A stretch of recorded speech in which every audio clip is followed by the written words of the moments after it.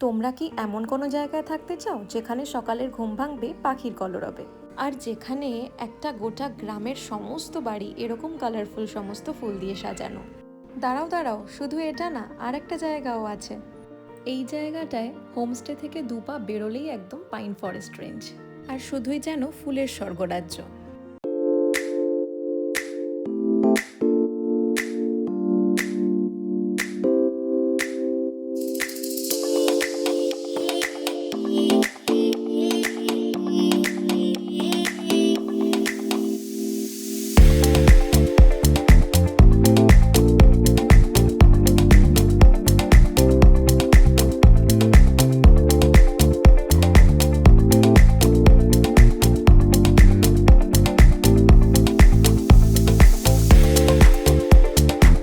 Hello everyone, vibe with মেঘার তরফ থেকে আবারও একটা ভিডিও নিয়ে এসেছি তোমাদের জন্য। এই ভিডিওতে থাকছে 3 দিনের একটা অফবিট কালিম্পং ট্রিপ।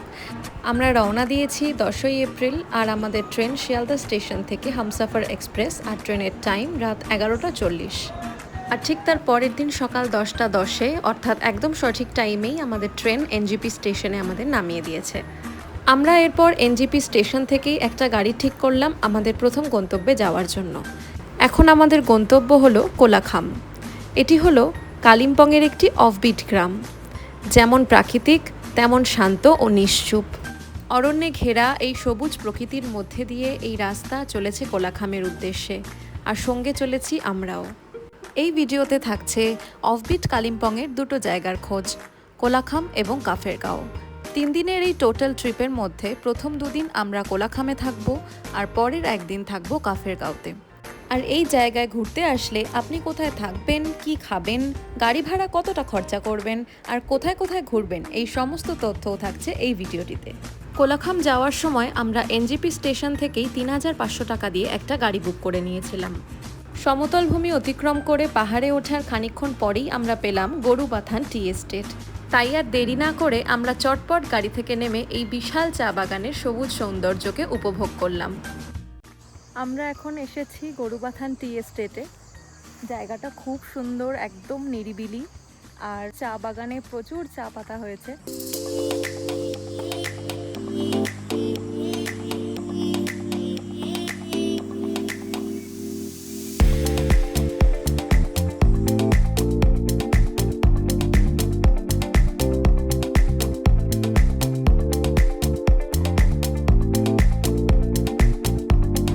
অনেক আঁকাবাঁকা চড়াই উতরাই পথ অতিক্রম করে অবশেষে পৌঁছালাম আমাদের হোমস্টেতে। কোলাখামের আমাদের এই হোমস্টেটার নাম হলো সাইলেন্ট ভ্যালি হোমস্টে।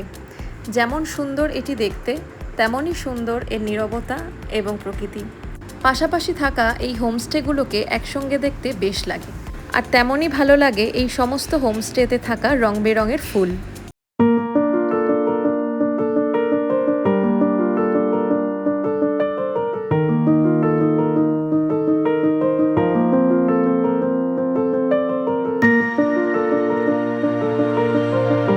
চলো এবার হোমস্টেতে আমাদের রুমগুলো একটু দেখিয়ে দিই।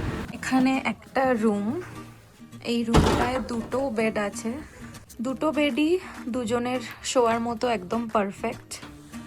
সুন্দর ডেকোরেশন করা রুমে, যেমন সুন্দর লাইট লাগানো, তেমন দেওয়ালে নানা রকম জিনিস লাগানো। এখানে একটা বসার চেয়ার, খাটের সাথে একটা টেবিল, খুবই সুন্দর। এখানে একটা আয়না।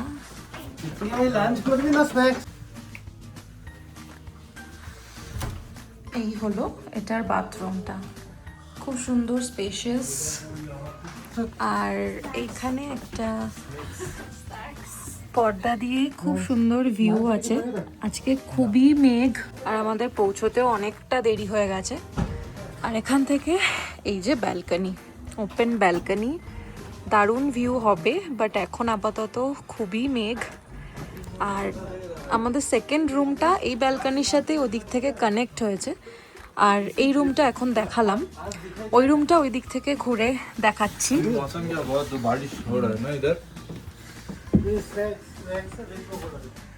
এই হলো আমাদের সেকেন্ড রুম।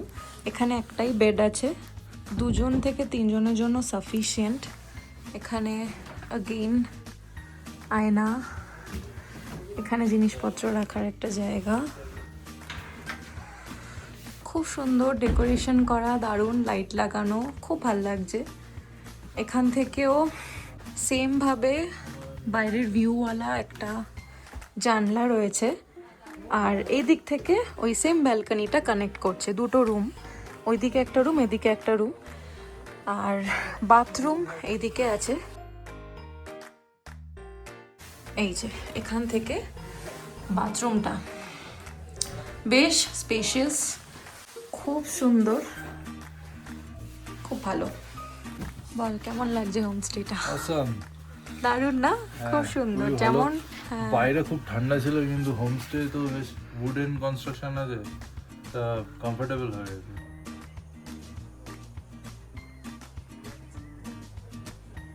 খুব সুন্দর সাজানো গোছানো, যেমন হোমস্টেতে আমরা থাকতে চাই, একটা নিরিবিলি জায়গায়, অফবিট জায়গায় যদি আমরা ঘুরতে আসি তাহলে এরকমই একটা জায়গা আমরা সাধারণত চাই, যে এরকম ভালোভাবে নিরিবিলি সময় কাটাবো।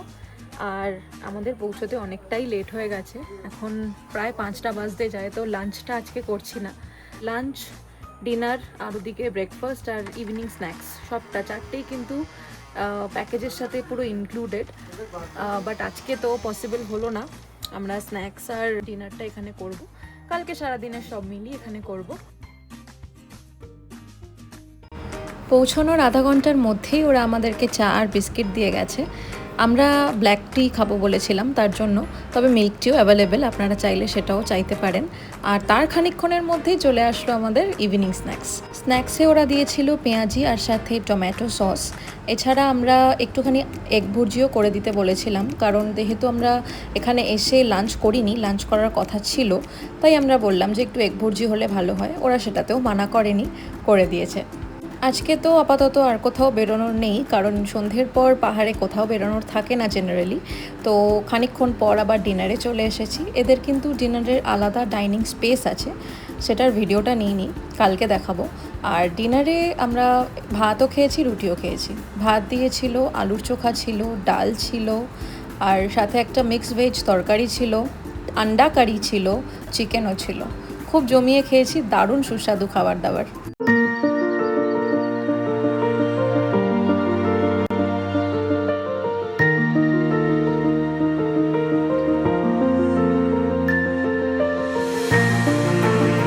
আজ 12ই এপ্রিল, অর্থাৎ কোলাখামে আমাদের দ্বিতীয় দিন।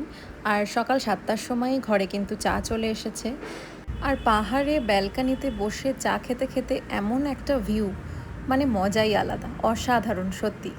তবে কাল থেকে মেঘ একদম একই রকম রয়েছে, কাঞ্চনজঙ্ঘার দেখা এখনও পাইনি, দেখা যাক, আশা করা যাক। Good morning. সকাল সকাল উঠে রেডি হয়ে গেছি, এখন বাজে 8:30। আজকে আমরা যাব ছাঙ্গে ওয়াটারফলস।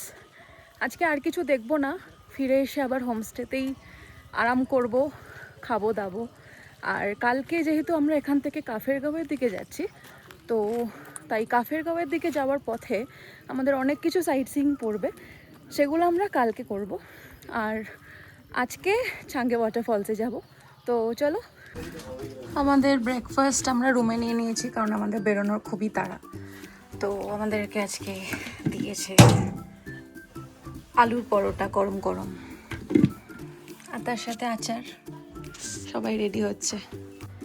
এই ট্রিপের সমস্ত সাইট সিইংয়ের জন্য আমরা গাড়ি কিন্তু হোমস্টে থেকেই বুক করেছি, কারণ সেক্ষেত্রে খানিকটা সুবিধাও হয়। আমাদের হোমস্টে থেকে ছাঙ্গে ওয়াটারফলসের টোটাল দূরত্ব 3 কিলোমিটার, একদমই কম। আর এটার জন্য আমাদের গাড়ি ভাড়া পড়ছে টোটাল 600 টাকা। গাড়ি থেকে নেমে কিন্তু ট্রেক করে নিচে অনেকটাই যেতে হবে, এরকম সিঁড়ি করা আছে। ছাঙ্গে ওয়াটারফলসের দিকে যাচ্ছি, অনেকটা, প্রায় অর্ধেকটা মতো তো মনে হয় নেমেছি, নাকি তাও হবে না জানি না। তবে এখন অলরেডি ফলসের আওয়াজও শোনা যাচ্ছে। যাওয়ার পথে জায়গায় জায়গায় এরকম বসার জায়গাও করা আছে, যদিও এখনও অবধি প্রয়োজন হয়নি, কারণ এখন আমরা নামছি, কিন্তু ওঠার সময় জানি না, প্রয়োজন হলেও হতে পারে। রাস্তা এখানে অন্যরকম, সিঁড়ির স্টেপটা এখানে আর নেই, তো সম্পূর্ণটাই কিন্তু ট্রেক করে নিচে যেতে হবে হেঁটে। ওঠার সময় জানি না কতটা কি কষ্ট হবে। রোদ উঠেছে, ক্লিয়ার স্কাই আপাতত হয়েছে কিছুটা, তবে পুরোটা কিন্তু এখনো হয়নি। এখনো কাঞ্চনজঙ্ঘা দেখা পাইনি, দেখা যাক।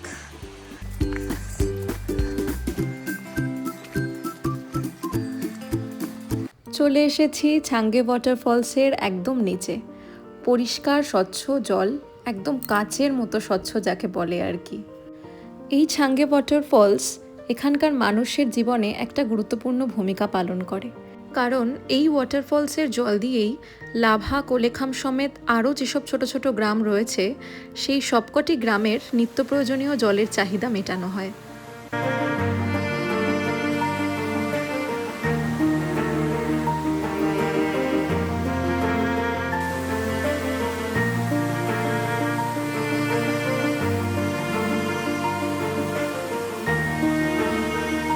এরপর হোমস্টেতে ফিরে একটু হোমস্টের পিছন দিকটায় সবাই মিলে ঘুরতে বেরোলাম।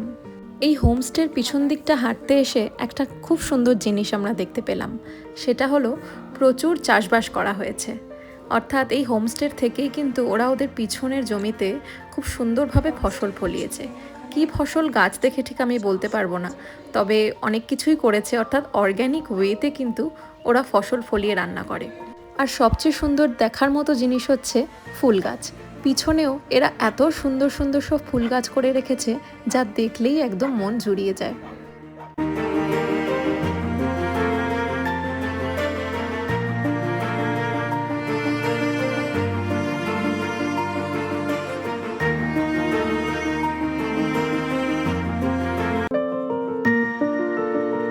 এরপর আমাদের লাঞ্চের টাইম হয়ে গেছে, তাই লাঞ্চ করতে চলে এসেছি। আর এটা হলো এখানকার ডাইনিং স্পেস।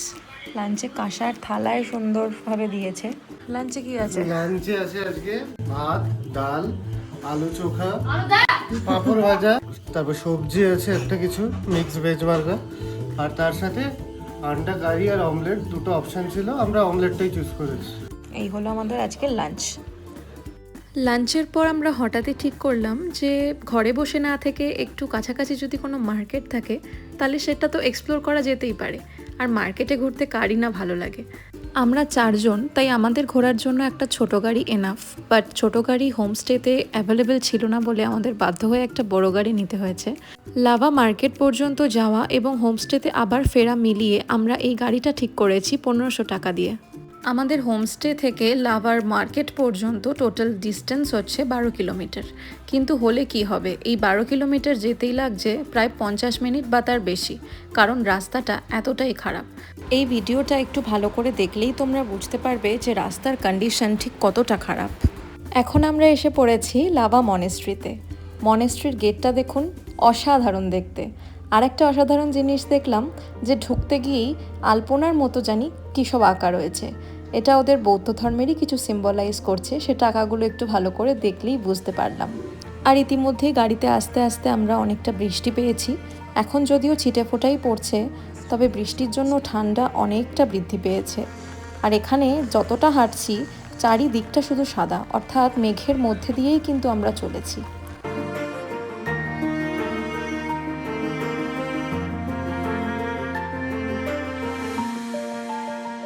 তারপর একটু লাভার লোকাল বাজারটা ঘুরে নিলাম। বাজার বলাই ভালো, কারণ এখানে জনবসতি অনেকটাই কম, তাই মার্কেট সেই অর্থে বলাটা চলে না। তবে ছোটোর মধ্যে খুব সুন্দর, বেশ ঘুরে নিলাম। আর টুকটাক কিছু কেনাকাটা করে আজকের মতো হোমস্টেতে ব্যাক করে গেলাম। স্ন্যাক্সে চা দিয়েছিল, আগেই খেয়ে নিয়েছি। আর এখন ফ্রাইড চিকেন দিয়েছে। ওই বনফায়ার করতাম, তবে আজকে বৃষ্টি পড়ছে বলে বনফায়ার করিনি। তার বদলে আমরা বলেছি যে আমাদেরকে ফ্রাইড চিকেন বানিয়ে দাও। আপাতত ফ্রাইড চিকেনটাই খাবো। এখন ঘড়িতে রাত 9টা আর ডিনার টেবিলে চলে এসেছি, তাই ডিনারটাও তোমাদেরকে একটু দেখিয়ে দিই। ডিনারে আজকে আমরা সবাই রুটি খাচ্ছি। আর আজকে ডিনারে দিয়েছে রুটি, আলু ভাজা আর চিকেন। চিকেনটা খেতে দারুণ করেছিল, খুব সুস্বাদু, প্রত্যেকটা খাবার খুবই সুস্বাদু। আর চলো তাহলে ডিনার করে নিচ্ছি, দেখা হচ্ছে কালকে সকালে। Good night. Good morning. সকাল সকাল এসে রুমে চা তো দিয়ে গেছে, কিন্তু কাঞ্চনজঙ্ঘার দেখা আমরা এখনও পাচ্ছি না। আসলে কালকে বৃষ্টি হয়েছে ভেবে মনে হলো যে আজকে সকালে হয়তো দেখতে পাবো। আজকে তো এখান থেকে আমাদের কাফেরগাঁওয়ের দিকে যাওয়ার কথা, এবার দেখা যাক কি হয়। গুড মর্নিং সবাইকে। আজ 13ই এপ্রিল আর আজকে আমরা কোলাখাম থেকে কাফেরগাঁওয়ের দিকে যাব। আর রাস্তায় অনেক কিছু সাইট সিইং করব, তার জন্য রেডি হয়ে একদম ব্রেকফাস্ট টেবিলে চলে এসেছি। আমরা দুজন খাচ্ছি ম্যাগি, বাকিরা খাচ্ছে লুচি আর তরকারি। আর এদিকে আমাদের গাড়িও চলে এসেছে। আর আজকে আমরা যাব এই হোমস্টে থেকে কাফেরগাঁওতে নেক্সট হোমস্টেতে, ওখানে আমরা আজকের দিনটা থাকবো। আর যাওয়ার পথে কিছু সাইট সিইং করেই যাব। আর আজকে টোটাল ডিস্টেন্সটা 32 কিলোমিটার্স, কিন্তু যেহেতু আমরা মাঝখানে সাইট সিইং করে দেন যাচ্ছি, তাই আমাদের টোটাল গাড়ি ভাড়া পড়ছে আজকের 3300 টাকা। কাফেরগাঁওতে যাওয়ার পথে সর্বপ্রথম যেটা পড়লো সেটা হচ্ছে একটা ছোট্ট মনেস্ট্রি, একদম মেন রোডের উপরেই রয়েছে। তো আমাদের ড্রাইভার দাদাই ইনসিস্ট করলেন যে যাও, এটা একটু দেখে এসো, ছবি টবি তুলে নাও। তো আমরাও সেই মতো গেলাম।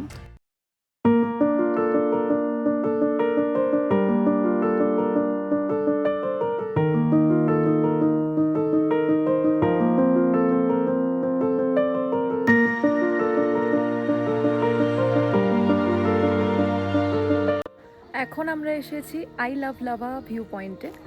তো পিছনে তো দেখাই যাচ্ছে, এর উপরে সামনে একটা হিউজ পাইন ফরেস্ট আছে, এটার ভিতরে যাব।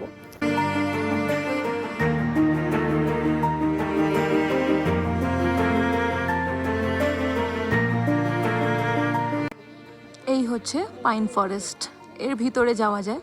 এই পাইন ফরেস্টে ঢোকার জন্য কিন্তু টিকিট কাউন্টার রয়েছে। এই টিকিট প্রাইস মাথাপিছু 20 টাকা করে।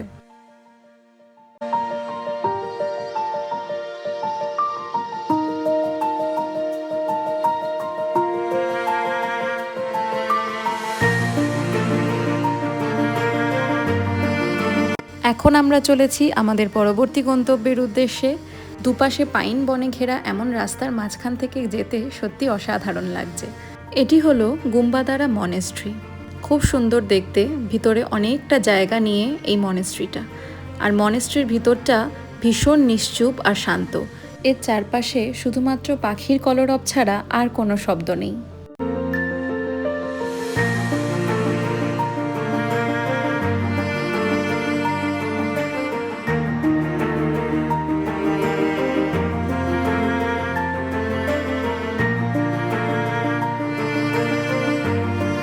এখন আমরা চলে এসেছি ডাবলিং ভিউ পয়েন্ট দেখতে। এটা একটা 360 ডিগ্রি ভিউ পয়েন্ট, আর এর উপরে রয়েছে গ্লাস ব্রিজ, গ্লাস ফ্লোর, এছাড়া কিছু রাইডসও আছে। তো চলো দেখে নিই। ততক্ষণে একটু স্টল থেকে কিছু খেয়ে নেব, আমাদের ভীষণ খিদে পেয়ে গেছে। এই ডাবলিং ভিউ পয়েন্টের নিচেই অনেক ছোট ছোট দোকান আছে, তার মধ্যেই একটা দোকানে ঢুকে পড়লাম আর খেয়ে নিলাম ম্যাগি। পাহাড়ে দোকানের ম্যাগি, এটা যে কি মজা সেটা যারা পাহাড়ে এসে এটা খেয়েছে তারাই বুঝবে।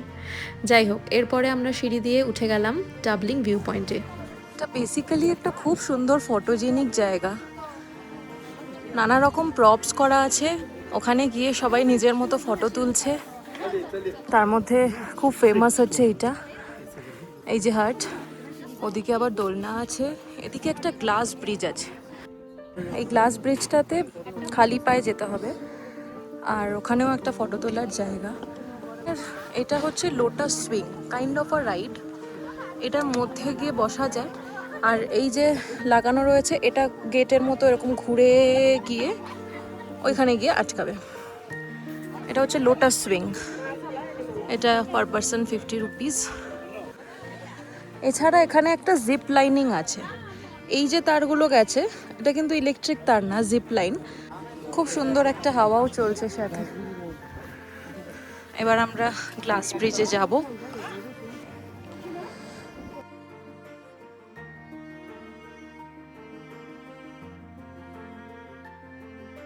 চলে এসেছি গ্লাস ব্রিজের এখানে, এবার এখানটা একটু বসি। বাহ, বসেই পুরোটা দেখতে আরো ভালো লাগছে। গ্লাস ব্রিজের ঠিক পাশেই আরেকটা ভিউ পয়েন্ট রয়েছে, এটা হচ্ছে পুরোটা গ্লাস ফ্লোর। এবার এটাতে উঠব।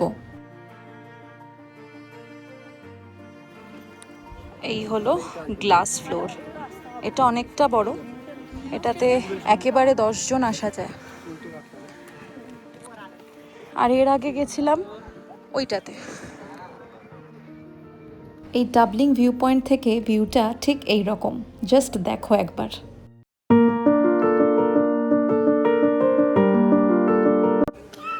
যদিও কাঞ্চনজঙ্ঘার ভিউ সত্যি পাওয়া যাচ্ছে না, কারণ এখানে একদম ক্লিয়ার স্কাই হলেও কাঞ্চনজঙ্ঘার দিকটা মেঘ আছে এখনো, মাঝে মধ্যেই বিক্ষিপ্তভাবে বৃষ্টিও হচ্ছে।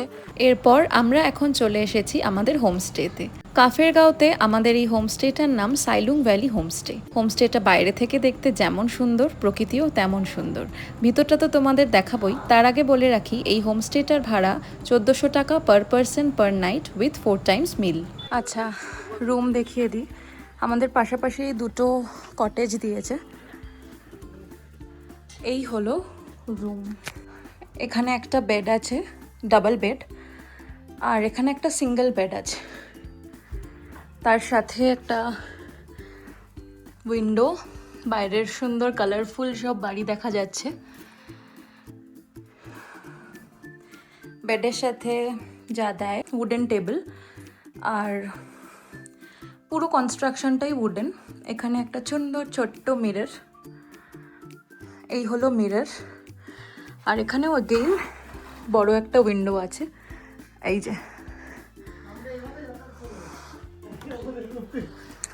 আর পাশের রুমটাও দেখাই, আর এই যে ব্যালকনিটাও, লাগোয়া ব্যালকনিটাও এর সাথে।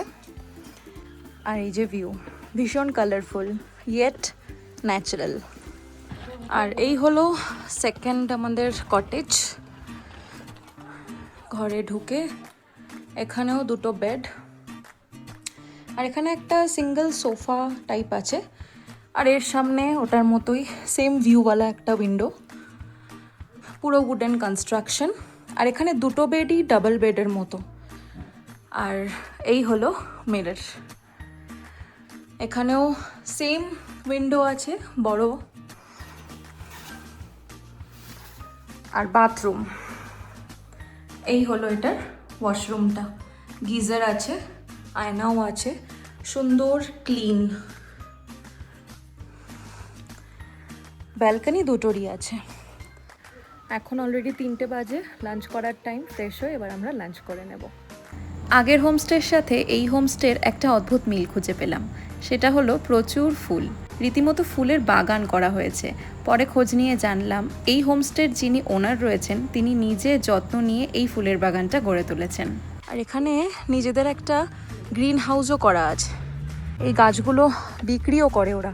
কত রকমের গাছ, ক্যাকটাস জাতীয় গাছই ভর্তি, বিভিন্ন প্রজাতির ক্যাকটাস।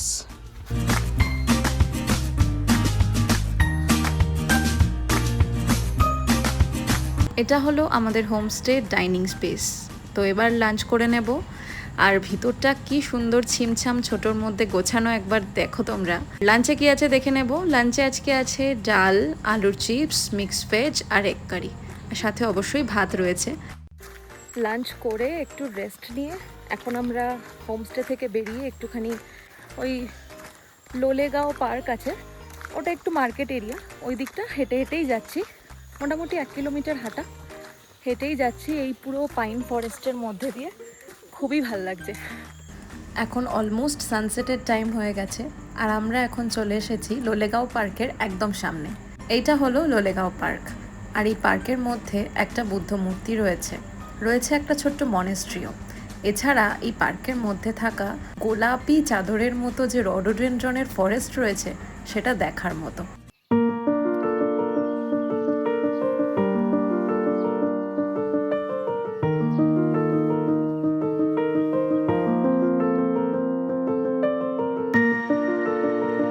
সন্ধে হোমস্টেতে ফেরার পর আমরা হোমস্টেতে একটা ব্যাডমিন্টন দেখতে পাই, আর দেখে আমরা সবাই সেটা নিয়ে খেলতেও শুরু করে দিই। আর এরপর ইভিনিং স্ন্যাক্স দিয়ে দিয়েছে। ইভিনিং স্ন্যাক্সে আমাদের দিয়েছে কফি আর ক্যাবেজ পকোড়া। এরপর সোজা রাতের ডিনারের ফুটেজটাই তোমাদেরকে দেখাচ্ছি, কারণ মাঝখানে তো আর কিছু করার নেই। রাতের ডিনারে আমাদের দিয়েছে রুটি, আলু ভাজা আর chicken.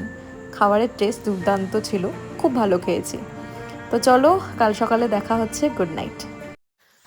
Good morning from Kafergaon. আজকে আমাদের শেষ দিন। দুপুর 2:55 বন্দে ভারত এক্সপ্রেস আমাদের। এখন অনেক ভোর ভোর উঠেছি, কারণ এই জায়গাটা এত ভালো লেগেছে, ভাবলাম একটু পায়ে হেঁটে আরেকবার এক্সপ্লোর করা দরকার এই ভোরবেলাটা।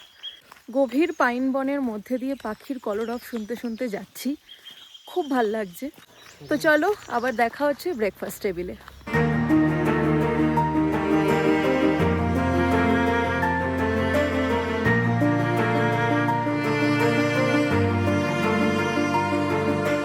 আমরা এখন ব্রেকফাস্ট করতে এসেছি।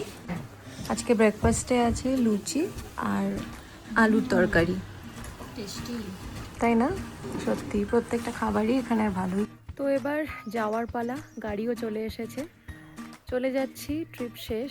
কোলাখাম অ্যান্ড কাফিরগাঁওতে ট্রিপ খুব ভালো গেছে, শুধু কাঞ্চনজঙ্ঘার দেখা পাইনি, এটাই যা আফসোস।